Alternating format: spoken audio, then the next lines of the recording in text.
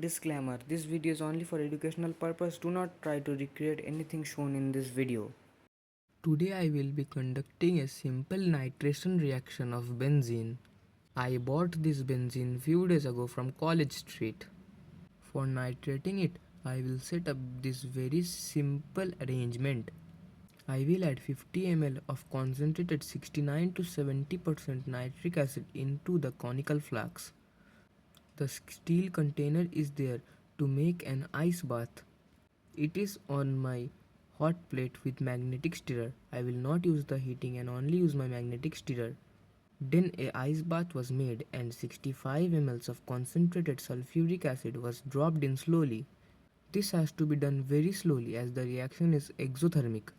And while I am adding the sulfuric acid in the reaction mixture, nitronium ion is formed. Then a pressure equalizing addition funnel is set up on the top and 50 ml of benzene is let drip down slowly.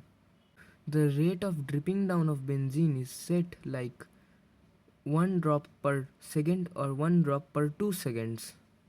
Both the additions are exothermic, the sulfuric acid addition and the benzene addition, so a ice bath should be maintained throughout the whole reaction.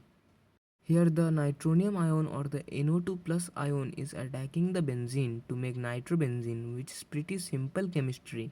Then after the benzene was added, the pressure equalizing addition funnel was removed and a hot water bath of 60 degree was maintained for 40 to 50 minutes. This will ensure the completion of the whole nitration reaction. The temperature is closely maintained so that the temperature does not exceed above 65 to 70 degrees Celsius. After that, it was let to cool down and then transferred to a separatory funnel after the time had completed.